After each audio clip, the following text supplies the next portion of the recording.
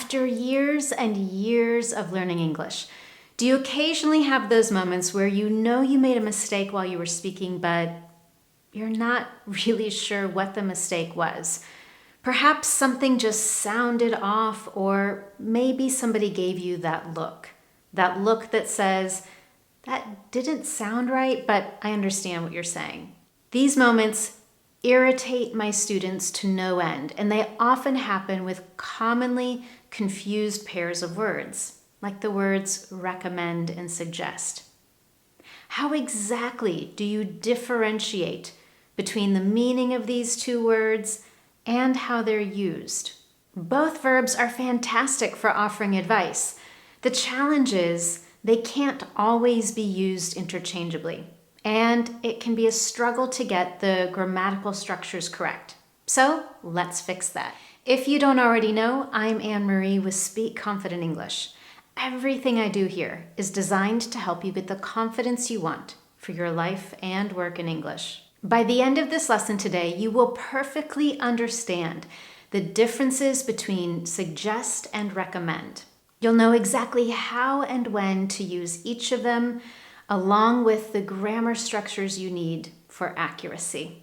Be sure to stick with me all the way to the end because I have a quiz for you to make sure you've got it right.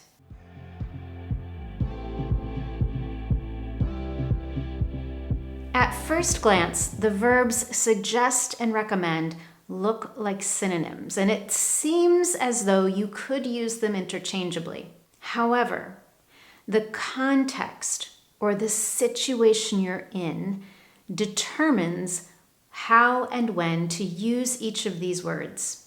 Plus, there's a subtle distinction in the definition. So let's start with getting the definition straight. To recommend means to present something that is advisable, something that is worthy of favorability. Most importantly, we tend to use this verb on a more personal level. For example, when expressing opinions based on our personal experience or our preferences. For example, I might say, I recommend watching The Queen's Gambit. It'll keep you on the edge of your seat. I'm recommending something based on my personal opinion and experience having watched that TV show, and I think it's worthy of your time. The definition of to suggest is slightly different. To suggest means to introduce something for consideration or as an option. It doesn't necessarily mean that I think it's great, it's just an option worth considering. In other words, unlike to recommend, when we use suggest, there's less of a personal investment. It's simply an option. Now that we've got the definition straight, let's take a look at the grammar needed for accuracy when using recommend or suggest. And here I want to reiterate or underscore that it's the context that defines how and when we use these two words. To make that easier to understand, we're going to use 3 specific situations to understand how we might decide whether to use recommend or suggest and how we do it. The 3 situations we're going to consider are when you want to share your thoughts about something. Situation 2, when you want to recommend or suggest an action, something that you want someone else to do. And situation number 3, when you want to recommend something or someone to someone. Let's start with that first situation, when you want to share your thoughts about something. When you want to share your opinion on something, a topic, a product, a service. The word you use will depend on whether your opinion comes from a personal experience or preference, or if it's just a generic thought. One idea of many, but you don't really have any personal investment. Whether you choose to use recommend or suggest, in both cases, you're going to use the following structure. You'll use the verb, recommend or suggest, followed by the object. Here are a couple of examples. Imagine that a tourist randomly stops you on the street to ask, are there any good cafes around here? And you might say, I recommend the cafe down the street. We have our verb, recommend, followed by the object, the cafe. I recommend the cafe down the street. And because we've chosen to use the verb recommend, it indicates that you have some personal experience with this cafe and you prefer it. On the other hand, you might be at work trying to tackle some problem, and in recommending or advising a course of action, you might say, I suggest a meeting to finalize the details of the contract. Once again, we're following the structure, suggest, followed by the object, a meeting. And by using the word suggest, it's not really a personal preference, it's just an idea that others should consider. And it seems like an appropriate option, an appropriate course of action. And now let's move on to situation number 2, when we might want to use recommend or suggest. This is when we want to focus on an action. We want to recommend or suggest that someone does something. They take action. When we're encouraging someone to take action, there are 2 structures we can use. The first is to use recommend or suggest, followed by a gerund. A gerund is one of those ing nouns, and we'll look at some examples in just a moment. But the second possible structure is the verb recommend or suggest, followed by that, and then a subject and a verb. Let's take a look at that first structure more closely. We use recommend or suggest with the gerund when we're recommending an action that we hope will happen in the immediate future. For example, if you take a friend to your favorite restaurant, you might say, I recommend ordering the house special. The recommended course of action is order. You want your friend to order something specific, and you hope that it's going to happen in the next few minutes. Here's another example. Let's say the weather forecast indicates that a huge storm is coming your way, and one of your friends is just about to go on a trip. You might say, I suggest waiting until the storm passes before heading up north. Again, the course of action that you're recommending is that your friend waits for the storm to pass.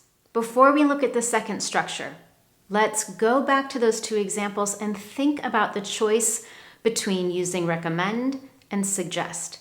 In the first example, you have personal experience with this restaurant. You've had this specific dish before, so there's some personal investment there. You have a preference, so the verb recommend is a great choice. In the second example, the verb suggest indicates that it's an option. It definitely makes sense. It's a great option to consider, but it's not something that you've personally experienced. And now that second structure we talked about with recommend or suggest, followed by that, then a subject and a verb. This is particularly effective when you want to emphasize by whom the action should be taken.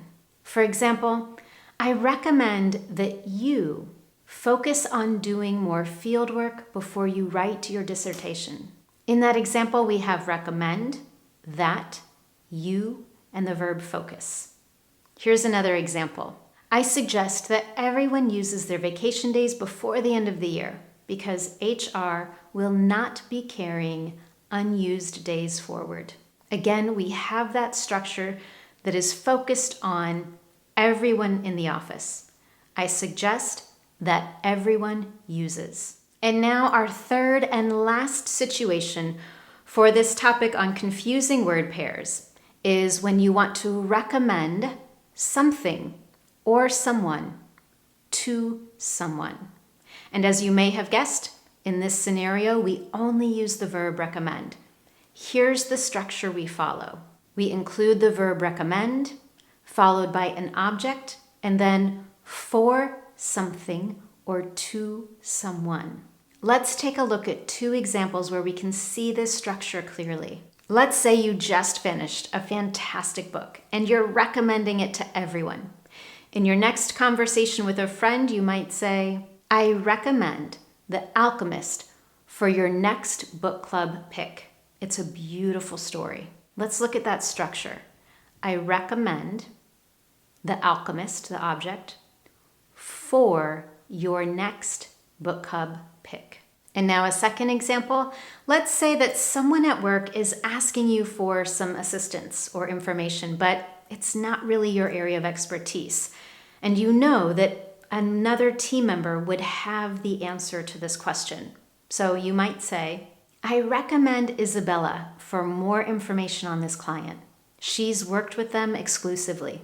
Okay, now that you have 3 clear situations in which you might use to suggest or recommend, let's do a quiz. I have 4 questions for you, and based on what you've learned in this lesson, I want you to choose the correct verb for each sentence. Be sure to think carefully about the context and whether it is a personal opinion based on experience or preference, or simply a thought, an option.